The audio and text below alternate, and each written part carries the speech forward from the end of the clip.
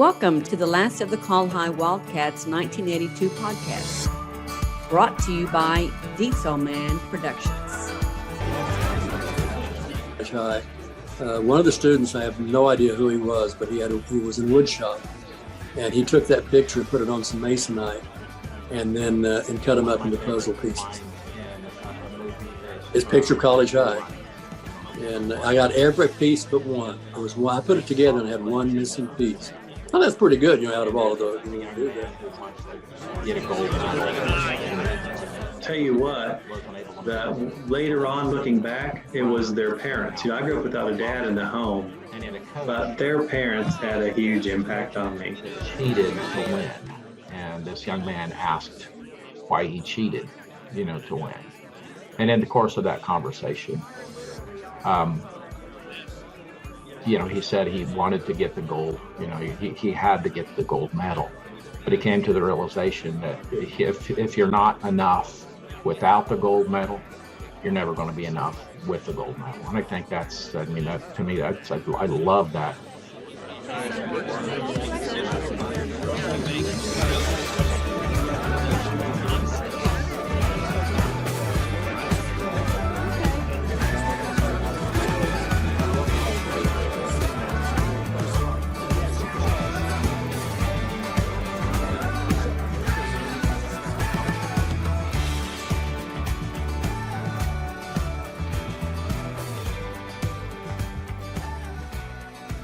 Hey, this is Scott Townsend. Welcome back to the last of the Col-Hi Wildcats 1982 podcast. And I'm here with Buddy Snodgrass. We're doing things just a little bit different today. How's it going, Buddy? Doing good. So we did a test yesterday, and I couldn't get my audio to work for some reason. So I came over to Buddy's house this morning to see if it was his phone or my phone. And I just couldn't figure it out. So I told Buddy, I said, here, I'm just going to set the phone up here and do something I've never done before. We're just going to record live off the phone, and we'll just see how it goes. Yeah. The modern technology. Yeah. So, welcome to the podcast. Thank you. So, yes, what have you been up to the last 39 years? A lot. I've been in the military. I've truck drive for 15 years. I've been here at home. I helped get the bus system started in Bartlesville. Oh, yeah? Yeah. The school bus? No. What we called Pelivan back then. It was the handicap buses that take people to their doctor appointments and stuff like that. I did it for 5 years with one van. Is that the Cimarron thing? Yeah. Okay. They took it over after Pelivan backed out of it. Oh, okay. So. So you, so this is way different. So I'm I don't know what I'm doing here. So we'll just make it up as we go here. So you've been here. Yep. I'm at Buddy's house here, and you've been here for 30 years? Yes. Me and my wife got married, and we left here for a little bit, moved to Missouri, and then moved back, and we've been in here ever since. Our daughter celebrated her second birthday here. So, and now we've got her grandkids here, taking care of them. Yeah. So. Well, that's cool. So so bring us up to speed on your family. So you've got you're married. Yes, sir. Couple. I had, when I first got out of school, me and Carol, which was Branch then, got married. Carol Branch? Yes. We got married and had 2 kids, and then got a divorce. Oh, okay. Me and Tammy, Jondro, got married, and we had 2 kids. And so I've got 4 kids. I've got 8 grandkids. Just basically being grandpa. Man, Christmas must be a big time of year for you. Yes. It always is. We have to travel between families, but we kind of do it a different way. We each family does it on different days, so we can be at each one of them's families. So that's interesting. I didn't know about the Carol Branch part. So, you somewhere in there, you were talking about Desert Storm. Yes, sir.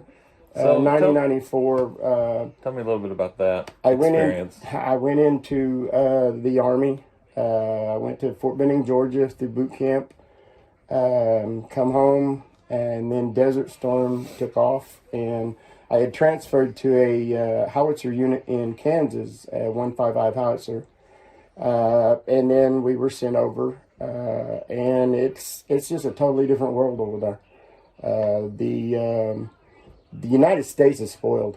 The kids over there, their toys are like AK-47s and Oh, man. actual, yeah, pretty sad when a 7-year-old can tear a AK-47 down faster than I can, and I'm trained. Yeah.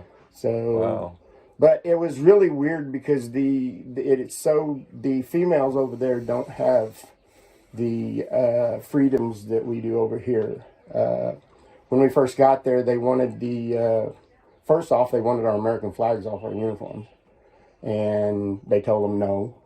And then they wanted our female soldiers to be in a certain area, not out where none of their females could see them. And it was told to them that our soldiers would be where they needed to be. So, and then it just... Who was asking all this? Who I really don't know exactly who they were, but it's had to be some bigwigs over in Saudi Arabia and Kuwait. And then we were sent over there basically to get Hussein, and we couldn't go into Iraq. So basically we were sent over there to protect the oil. Yeah. Oh, okay. Yeah. So you drove a tank? Yes, sir. What was that like? You don't drive them, you operate them. It's kind of like operating a dozer. They have tracks. You operate them with foot pedals. If you want to go right, you push hard on the right foot pedal, which locks that brake, and the other one keeps going, which slides you this way. And forward, you push both of them down. If you want to stop, you just let up on them. It's really not that. How fast can you go? We could get up to about 20, maybe. Yeah. Really, it don't have no speedometer, so Yeah. we can't. But it is different. They when they shut the turret, we didn't have a turret, but the little hole I set in front, when they shut the little door down, you had these little windows that were very small that you had to look out of. Oh, yeah. Yeah. So yeah. That made it kind of tough to see. Well, yeah, but as far as it really. But you don't want anything coming in, so. But with ours was we set up anywhere from 50 to 60 miles away, so we never were close to we telegraphed ours in. So you're 50 or 60 miles away, like Bartlesville to Tulsa is 45 miles. Yep. So you guys basically sat here and took out Tulsa. Yeah. So what kind of ammunition were you using? 200-pound shells. 200-pound shells. I bet that was loud. Oh yes, very much. Yeah, we had inner ears that went into our ears with the radios where we could talk to each other, and then we had silicone silicone covers that would cover our ear, and then we had the big muffs but yeah, it was a totally different ordeal. And then I come home and got out, and now since then I now have a degenerative disc in my neck. My neck is 3/4 fused. Fused? What does that mean? That's mine. Oh, cool. Yeah, send that to me. Okay. But and there's the cells. Oh my gosh! Yeah, I'll show you. I'll post these up on the video. But yeah, it was a different ordeal. Fused means I have screws and plates in my neck. Oh, okay. So they've gone in and done some stuff. Yeah. I've had 3 surgeries the last 3 years. So, but when it pinches off your your spinal cord, you start losing. My hands and my feet went first, and then it just starts to get to where you don't feel anything. And as far as being able to, right. Yeah, I'm a tattooist as a dream because I don't feel it. So. Oh man! So tell me a little bit about. So that's Desert Storm. Yeah. How long were you in? How 4 long? years. 4 I years. was only over there for I guess 6 months, almost close to a year, something like that. It wasn't that long. So going back a little ways, back to high school. Tell me a little bit about your memories of College High. What? Oh man, I can remember us when we. Let's see. I can remember the football games because I was in football. I was in baseball. I can remember a lot of the Sooner Col-Hi football games and the Sooner Col-Hi rally deals after school. Right. And then I did a lot of in orchestra. Yeah, I remember that. I can remember us going to California on one of our trips. Really? Yeah. I was in the 10th grade. My sister was a senior. She played in orchestra also. And then April was her no, name? Diana. Diana. Yep. And then we went to, the only way we could go was to get in a competition out there. And we took third in the competition. So, no. Plus, we got to see a lot of the stuff out there. We went to Disneyland, went to the Queen. We ate a banquet on the Queen Mary, which is dry docked out there. Mm-hmm. And so we had a lot of fun. That's cool. I can remember the driving between the schools, and I was in automotive class. One of my first cars I bought. We went and took the motor out, and I rebuilt it in class. Who was the teacher? Do you remember? No. Don't worry about it. None of us can remember. And then I was in... That's a cruel question. Cause... Then I was in...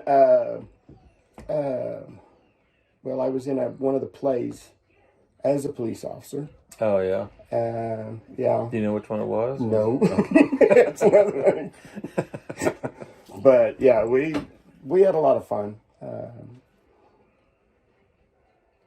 Who did you think was your most influential teacher? Is there any teacher that you remember that?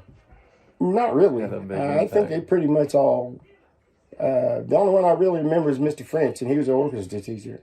Yeah. And it was real funny because I played by ear, so they always tried to set me at second violin section. And whenever we was in junior high over at Central, Myrna Hirschberger was our teacher, and she told my dad I was the only one she knew of could sit at the back of second violin section and play first violin music.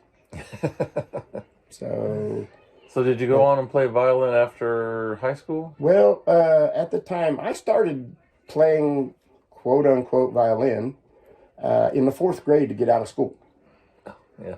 So where did you go to school then? Lincoln. Lincoln, okay. Yeah. And that was when Garfield was still there. Did you ever go to Garfield? No. Yeah. Tuesdays and Thursdays, you could get out of school at noon and go to Garfield and practice. And I got into it just to get out of school 2 days a week. And then my dad, we started a bluegrass band. And my dad played guitar. I played fiddle. I can play fiddle, mandolin. I can play a guitar. I can't chord it. And then my older sister, Diana, she plays upright bass, piano. She can play the mandolin. And then my younger sister, April, she can play dobro. And we were always going, it's kind of like a steel guitar, but it's not electrified. And then we had one other guy that played banjo for us, Herb Hemphill. And a lot of the weekends we spent going to bluegrass shows and like over at Langley and over at Disney and There was a bunch of fiddle association and green country bluegrass associations that we belonged to. Yeah. And after that, after I got married and got out of the house, I play at church, stuff like that. But as far as after Dad passed away, it kind of, everything fell apart. Yeah. So, what's one of your, over the last 30, well, it's 40 years now, Yeah. 2022, 82, 40 years. Yeah. I need to quit saying 39. What's one of your greatest, when you look back across that time, what's one of your greatest accomplishments? What's... making sure my kids knew God. Oh, yeah? Yep. That was the biggest accomplishment. And my younger daughter, I'm really pleased. All three of her kids, they sing in church, and they even the 3-year-old in here, she prays. Their dad reads to them the Bible before they go to bed. So that pretty much was my biggest accomplishment. But seeing the kids do that. Another thing was we homeschooled. Oh, did you? Our two, yes. And it was really funny because I had a man ask me. He said, "How do you know you're smart enough to teach them?" And I told him, I said, I don't look at it that way. I look at it, if I'm not smart enough, I guess I can learn right along with them. And our daughter that we homeschooled with now is a medical assistant with a doctor here in Bartlesville. She's got initials behind her name about that far. So, Oh, man. I seen the guy here a while back, and I told him, I said, I guess we knew what we was doing, because she's she's a lot better off than I am. So. But then in 2002, when I went disabled, I kind of, the reason I went disabled is with my neck like it is, I am a liability. Because I can twist the wrong way and I'm paralyzed from my neck down. And nobody's going to hire a liability. Yeah. So it pushed me into Social Security disability. So what does that mean going, you went to, what'd you say, you went to disability? What does that mean? That means I have a state, it runs off of, as you're working, you pay into Social Security. And once you get to the age 65 or you retire, your money that you had paid in, supposedly, that's what you can live off of that without working. But the bad part is, it is a set rate. I can't make any more. I can't, that's it. If I make any more, it has to be either under the table or they take it off of my check.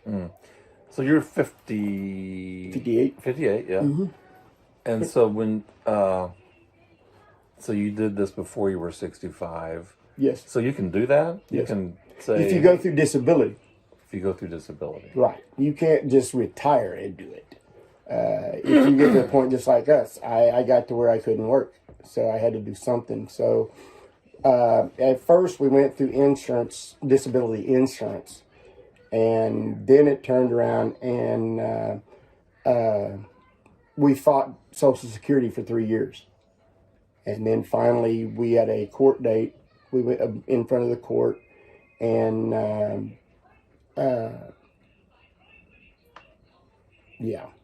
matter of fact, Robin Kirchner that we went to school with, her little sister, Kathy, is the one that fought my case with Social Security. Oh, yeah? Yeah. Huh. And so we went through court. The judge finally said, you'd heard enough. You sit in there and the judge goes, okay, well, you're sitting with your lawyer. Across the table is a guy that says, well, you can do this job, and this job.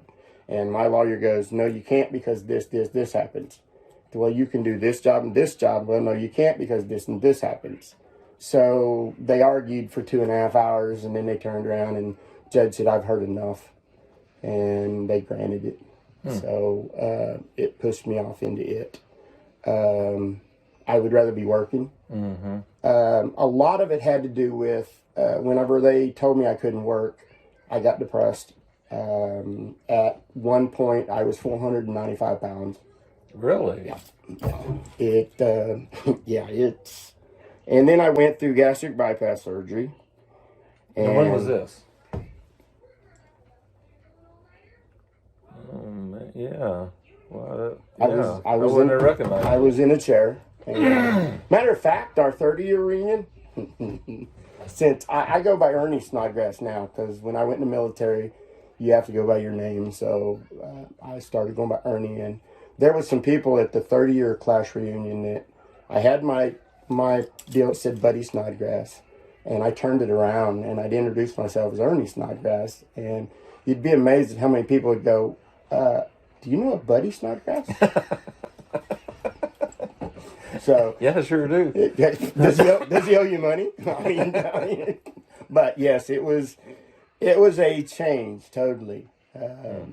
But then I went through a. So you weren't working, depression, and then just kind of snowballed into all that. Yep. Okay, so. And then my doctor told me if I didn't have the surgery, I wouldn't make it past 50. Really? So he got me in touch with Surgical Associates out of Tulsa. We went down, we had the surgery, and then I've been this way ever since. I went from 495 pounds to I'm at 250 pounds right now.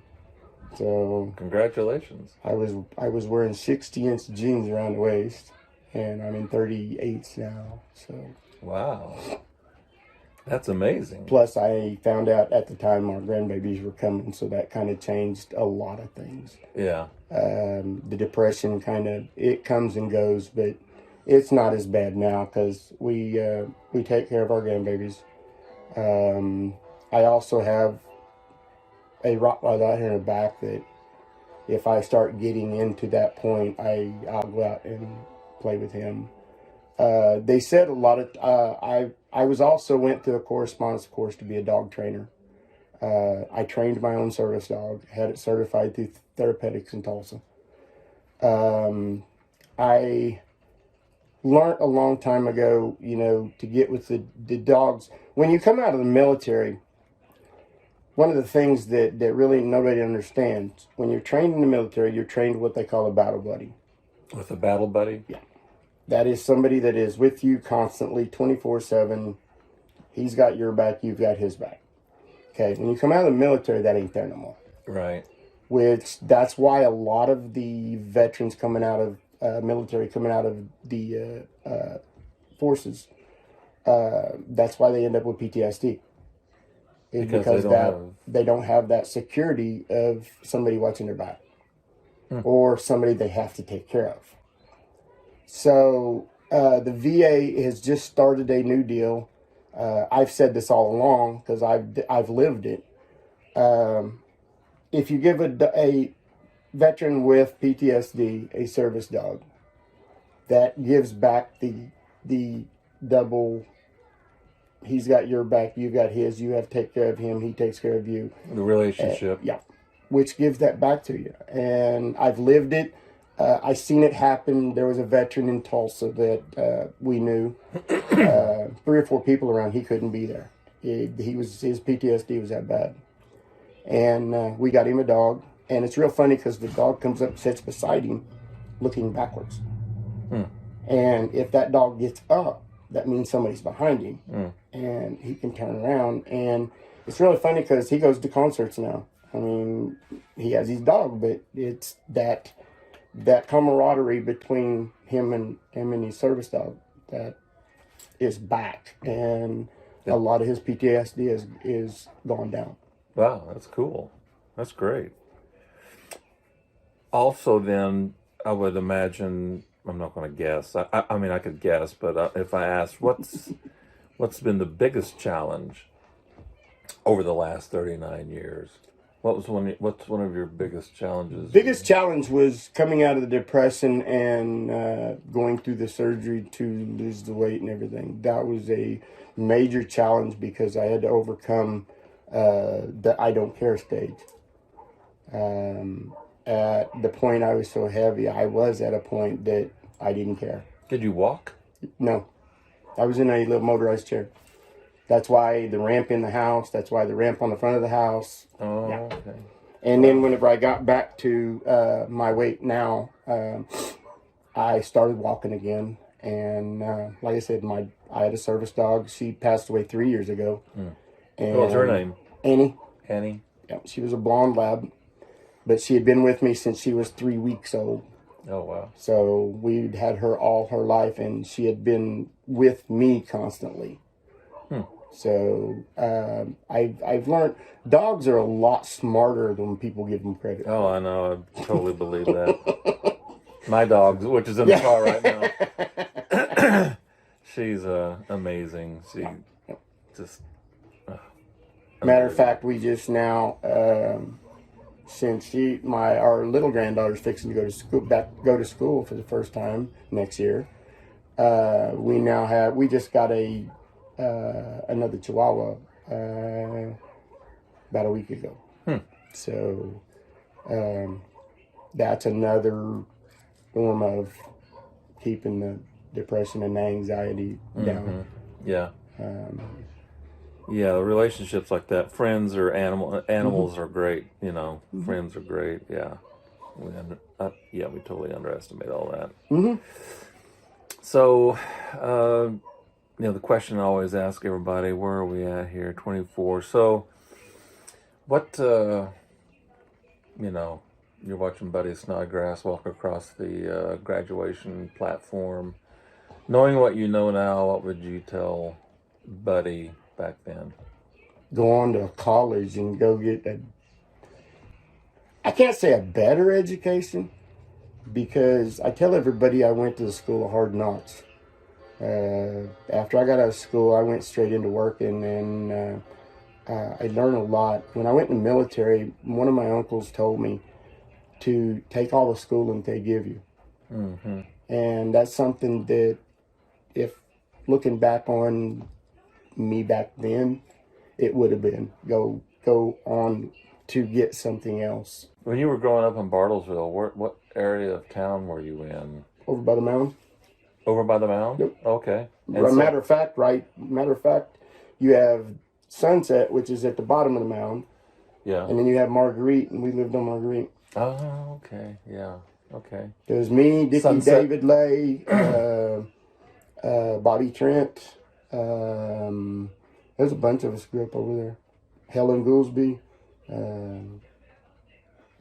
Sunset Country Club was over there. Across the street from Sunset. No, Sunset's on out. Sunset Country Club was on out 60. No, it was on off of Sunset, next to the airport. Oh, yeah. Okay, I know what you're talking about. You're thinking about Sunset Lake. Sunset Lake, yeah. Okay. There's that 40 years coming. But... So you grew up on that side, and so did you go to Central? Yep. Okay, that's probably where we started going to school together, and then graduating from College High. Okay. Yep. And it's really funny because it's real funny because you talk to people that are just moving into Bartlesville, and it's like, how long have you been here? All my life. With a few extensions in and out. Right, yeah. Coming and going. Yeah. But I always ended up home. And who were some of your running buddies in high school? Dickie, David Lay. They lived down the block. Lay? Yep. David run the kiddie park. Is that in our graduating class? Yeah. I'll have to look that. I can't picture it. Yep. I have to look in your book. And Dickie Lay is now a security guard at the hospital. Oh, okay. Bobby Trent, I don't know what happened to him. Let's see. Robin Lowe, which passed away our junior year, I think, in a car wreck. People like that. Yeah.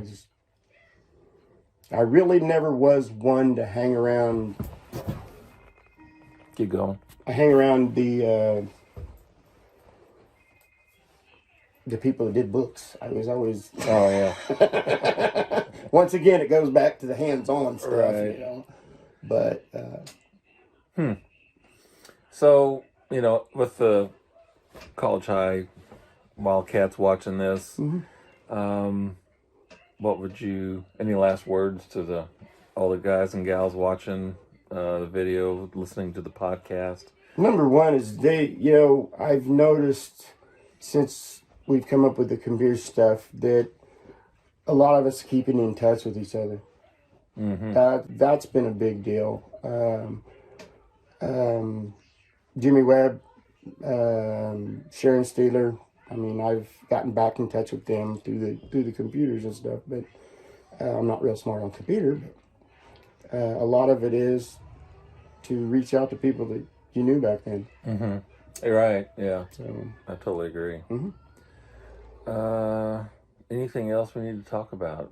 Anything that any questions I didn't ask? What was that? If you thought of a song from high school, man.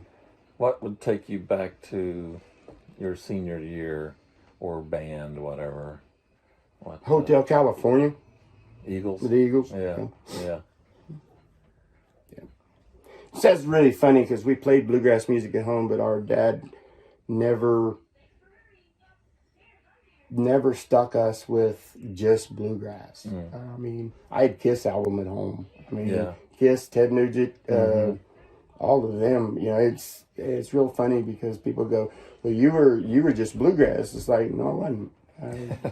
I listened to a lot of them. The Kiss had one called Beth that I really liked, but he It's never. too bad Meatloaf passed away. Yeah. He was something else. Yeah. But just like we've lost, I've lost 4 family members since December. Really? Yep. 2 of them were military veterans that were my uncles, and then I had a cousin pass away on New Year's Eve, and then a cousin's grandpa passed away. But it's a deal of their age. I mean, they're in their 80s and 90s. Yeah. I tell everybody I worry about 71 because my grandpa passed away at 71, my dad passed away at 71, my mom passed away at 71. So I tell everybody, 71 just... It's not looking good. But then my wife brings it up to my attention that I had an uncle that died today in his upper 80s. Well, I just had 2 uncles in almost their 90s. So between 71 and 80, it's 10 years right in there. That's probably for all of us. During that time, you got to be real careful. You don't want to be falling or. I had somebody ask me that one time. They said, "Do you worry about dying?" And I said, "No." It's what's the word for it? It's inevitable. I mean, you watch it all your life. People that you grew up with, people that you lived with. So it doesn't scare you or anything? No. Not at all. Yeah, I mean, I've parachuted out of planes. And have you? Yeah. And the first jump was scary. Matter of fact, I learned that TV lies. The TV lies? Yep. How's that? Well, in the TV, you can see these guys walking up to the door of the plane and looking out and watching these people jump. That don't work. You get from me to you away from the door, it'll suck you out. You don't have to walk. I learned that the hard way. Sergeant come over and he says, I told him I wasn't jumping. And I'll stay in the plane. So he hollered at me and he says, "Come on up here, you can watch them jump." Yeah. Oh, man. He told me I was calling him every name in the book as I went by. But after that first jump, it was really funny because after that first jump, it was one of the calmest feelings I ever had. It was like, whoa, this is pretty cool. Yeah. Just you and the universe. Yep. It's real funny because I told my niece, she did this skydiving out here at the airport. And she brought a disc over to for my mom to watch. And she said, I asked her, I said, "You did what?" She said, "I skydived." You what? So when she was showing the disc, I seen her hook up to him, tandem. Mm-hmm. And I told her, I said, you didn't skydive. She said, yes, I did. I said, no, you didn't. I said, you were attached to the person that was skydiving. You were just... So we got up, we was Following watching. style. I asked her, I said, how high were you? She said, I don't know. I said, see there? If you were skydiving, you know, you have an altimeter, you know exactly where you're at to open it. Mm-hmm. And so we got to watching the video, and I see the guy, which she's hooked to, go like this, would look what looked like a watch. It was an altimeter. Yeah. So I stopped it real quick, and I looked at her, and I said, you're only at 10,000 feet. And she said, what do you mean only? And I said, well, one of our test dives, we dove for 40,000. Wow. It's what they call a halo dive. Because you're up above the clouds. You don't see no ground when you go out of the plane. Probably cold, too. Oh, yes. You have to have the oxygen masks and everything. Yeah. But I don't think I would do that because I don't think there's a parachute big enough to hold to slow me down. Well, let me enlighten you here. They have parachutes. They shove tanks out of planes. Yeah, I guess that's right. And I mean, 25 ton. I guarantee if they can stop 25 ton coming down, They can stop 21 ton. Yeah. But yeah, it's something. But looking back on it, you know, it's been, I wouldn't have changed nothing, except for getting more schooling. Yeah. And that might have changed different. But I learned here a while back that money wasn't everything. But you learn the difference between want and need. Right. So, Yeah. There's not a whole lot I need anymore. Nope. And that's something, you know, I try to get to our kids. You know, it's you know, it's not how much you have, it's what you have. And as long as I told somebody that, you know, I have a problem with when people die, you hear everybody saying sorry for your loss. You know, and my aunt did that when my dad died. And I told her, I turned around and looked at her and I said, damn, Mary, I said, how can you lose something if you know where it's at? We know where he's at. Yeah. We ain't lost him. That's a good point. But my dad was one of the strongest men I knew. He was in 89. There was a propane explosion at Rita Pump, and he was burned 80% of his body, 3rd-degree burns. Yeah. Really? Spent 19 months in Hillcrest Hospital. Oh my gosh. When was that? Back in 89. 89. You said that. Yep. I'm sorry. And I get to listen to the story. I missed some No, of the you're details. And like I said, he's Wow. He lived another 10 years after that. So Dang. to me, he was the strongest man I ever knew. That's tough right there. But it was really funny because whenever I got out the ER after he got blowed up, I walked in and he looked at me and he said, "The igniter worked." So Sure did. that's where I got all my comedy from. You know, that's in the face of dying. You know, Yeah. he's making jokes. Yeah. But Well, that's crazy. well, he was putting an igniter in a heater on the ceiling, and there was a propane leak underneath the concrete, which was going outside, which wasn't hurting nothing. But at that point, it was hot down there, so they put a big exhaust fan in the door, which happened to be right next to where the propane was And it coming blew out. the propane And it back pulled the in. propane right back in the building. Oh man. And then he sent his helper over to turn the electric back on over there, and he pushed the igniter button. That's why he said the igniter worked. But me and him had many discussions about Rita Pump after that. Because Yeah, I'm sure. I told him I would own Rita Pump. And he told me, he said, they gave me a job when I needed one. And after he got out of the hospital, they had put electrical maintenance parts room, machine maintenance parts room back together, put his central heat and air in it, and that was his job. And then it was real funny because they wanted him to retire, but they couldn't get him in a layoff. He was 13th on the seniority list. And they gave him the papers to retire, and he took it to his lawyer, and his lawyer said, no. He said, there's wording in there that would exonerate them with anything to do with the burns. This was after TRW had sold it to Camco. Oh, okay. So Camco, it wasn't Camco's fault. It was TRW's. But when they buy TRW, you buy all of everything Goes with it, yeah. But we turned around and and he took it back to him, and he said, nice, I'll work another year. So the second year they gave him a paper. He took it to his lawyer, and basically the same thing. He said they changed the wording, but the intent is still there. Mm-hmm.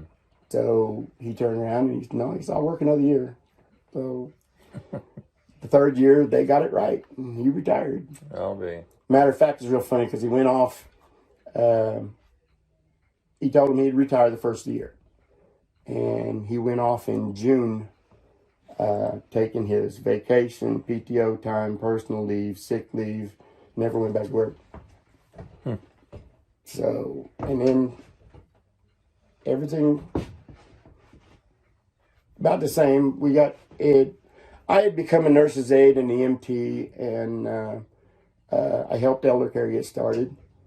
And I often wondered why I went that way from being a truck driver, heavy equipment, all that, to being a nurse's aide. And come to find out, you know, if you look back on it now, the last 3 months of my dad's life, I took care of it. Of course, there's the nurse's aide. Right. And then whenever he passed away, my wife's grandmother went into Alzheimer's, and we would take care of her during the daytime. And of course, there was the helping elder care. You started elder care's Alzheimer's. Right. So there was the learning from that. And that's a lot of, you know, I would look back and say, you know, hey, get more schooling. Yeah, I would agree. I would agree. The more knowledge you have, the better, the easier it is. That's why I like reading so much, because you can always learn something, you know. The sad part about me with reading, I can read, but an hour after I've read it, I can't tell you what I read. I don't comprehend a lot because it's not hands-on. Yeah. Now, I can tear a rear end apart, like in a truck. I can tear a rear end apart and put it back together and go back out there 2 days later and do the same thing all over again, and no problem. Right. But it's because I had hands-on doing it. That's interesting. But you give me a book, I can read it, and I can't tell you what I read. Oh, man. Matter of fact, I had fun getting my CDL. Oh, yeah? Yeah. Yeah. Matter of fact, my wife had to do a lot of the reading to me. Oh. And going through the questionnaires and stuff. And it was real funny. I took the test, and the officer in Tulsa, one of the tests is you have to take a truck and drive around with this officer. Well, okay, we were getting hazardous on the license. So, okay, the white line before you get to a railroad track is 15 feet from the railroad track. The license says you have to stop behind that. My nose was probably an inch over that line. She told me, she said, you might as well take it back, you failed. And I reached down, I grabbed the air brakes, and I set the air brakes. And she looked at me and she said, what are you doing? I said, I'm not legal to drive this. You take it back. She said, well, I can't drive this thing. And I said, where you get off telling me I don't know what I'm doing? So she had to pass me before I moved it, because as far as... It'd still be there. Yeah, because, well, it's a deal of if I'd have moved it, okay, I drive it back, she could have turned around and gave me a ticket. Yeah. And it's like, no, you know, we ain't playing that game. Right. Because at that time, truck driving was my career. It took care of my family. I wasn't going to jeopardize it. So... Who'd you drive for? CRST, I drove for Bonham. I drove for S&S Manufacturing out of Dewey. I drove for H.R. Hill. I drove for Arrow for a while. I drove flatbed. I didn't like sitting waiting on a dock. Oh, yeah. Everybody says, well, yeah, flatbed's harder because you have to tarp stuff, you have to change stuff down. I said, yeah, but here's the deal. I don't have to worry about opening the door and stuff falling on me either. Yeah. And I don't have to sit in line and wait on a dock. I pull up, they bring forklift out, unload me, and I'm gone. Right. So, and a lot of stuff I hauled a counterweight for a crane out of Pennsylvania and brought it back to Kansas City. When I grossed out, I was 156,000 pounds. Dang. I had to be escorted. I had to be, well, not escorted. I had to have permits. I had to have the flags all over my truck. I could only drive in the daytime. No inclement weather, stuff like that. Right. So, and nobody understands it, but if you get a legal 80,000 pound truck going down the road at 65 miles an hour, if you want to come to a complete stop, it's 3 football fields. Really? By the time you get to a complete stop. Even if you're locking up the tires? Yeah. No, you can stop it. Yeah, I mean, you can lock up every one of them tires, and it's 3 football fields before you get stopped. I'll be. Wow. Because you got all that 80,000 pounds traveling at 65 miles an hour, and you ain't going to stop on a dime. Yeah, so you got to be really thinking ahead, or watching ahead too, I guess. Wow. I've seen too many wrecks out there that people pull right over in front of a truck and stop, and there's nothing you can do. No. Because everybody, there's people that think that since you have 18 wheels, you have 18 brakes, and well, you can just stop on a dime, and they don't go to thinking about the weight versus the speed versus the inertia whenever you go to stop it. You got all that momentum going down the highway. Just like in California, they have the runaway ramps.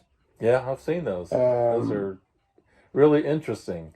On Highway 10, was that 101? I was going to Bakersfield from Burbank, and it's a beautiful country, and there's mountains around and stuff. But it's the first time I'd ever seen it. It's gravel. It's pea gravel, and it goes like uphill. I mean, like a roller coaster. And when the truck drops off in that, it sinks. When the truck drops off in that, it will take the front axle completely off the truck. Wow. Yeah. Because when you're That's going a bad day. Yeah. When you're going downhill, well, yeah, but when you're going downhill and you lose the brakes, that's also a bad day. Yeah, you don't have no control. Yeah. And the first thing is you hit that ramp. The wrecked truck beats taking people out. Right. So I thought that was really interesting. I saw them. There's a lot of them down there. Yeah. Well, you have to stop at the top of the hill, and you go through a DOT check, and your brakes have to be set. You have to get out and adjust your brakes. That's also what they call, if you ever hear the trucks coming into town starting down the hill, and it'll go Jake brake. to Jake brake, yeah, and you'll hear a lot of that out there because using the Jake brake's a lot better than trying to use them brakes, because I've seen trucks going down through there and their brakes are on fire because they got them too hot. Yeah, wow. But yeah, you have to learn when you can use them, when you can't use them, and just like I've had them. I come back from Tulsa. My wife was with me, matter of fact, when they had the grass medias. I come back from Fort Smith. I was empty, but it just started raining, and I was behind another truck, and he picked up a trailer, pulled in front of him, and slowed down or stopped or whatever. But he hit his brakes, I hit mine, and my trailer started around me. Oh man! So all I did was I took my foot off the brake and I downshifted and I headed for the median.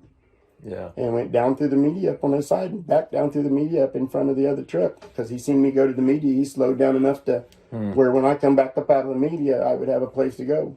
Wow. But a lot of people, I tell everybody I'm real fortunate. I have more miles under my belt than most people get to see in a lifetime. We put anywhere from 4,000 to 5,000 miles a week on a truck. I have only 3 accidents in 15 years. 2 of them were not my fault. 1 of them was. Mm-hmm. But in 15 years with just 3 accidents, that's not bad. A good record. Yeah. Well, buddy, I sure appreciate the Hey. visit and bringing all of us up to speed as to what you're doing. And are you going to go to the 40th reunion? Oh, yeah. Yeah. They'll recognize you now. Yeah, really. Hey, it's me. But so, yeah. So anybody watching, do you want to get in touch with Buddy? What's the easiest way to get in touch with you? just phone or text or email or... What's your email address? Email is ef1963 at gmail.com. Or Facebook. Yeah, Facebook. Yeah. All right, buddy. Sure appreciate it. Thanks for the time. And so, yeah, we'll check you guys later on. Have a good day. This is Scott Town. Oh, let me start over because I always... You can edit that out. For Buddy Snodgrass, this is Scott Townsend. Thanks for watching, listening to the last of the Col-Hi Wildcats 1982 podcast. Have a great day, and we'll talk to you later.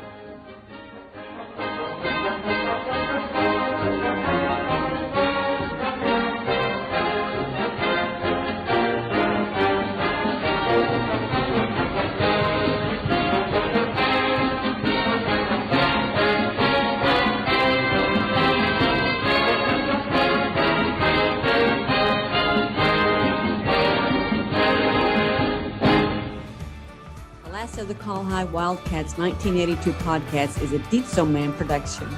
Visit the Last of the Col-Hi Wildcats 1982 YouTube channel, listen on Apple Podcasts, or wherever you listen to your favorite shows.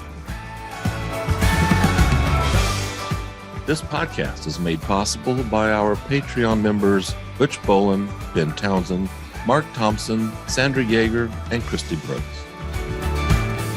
And by the generous donations made via the GoFundMe campaign.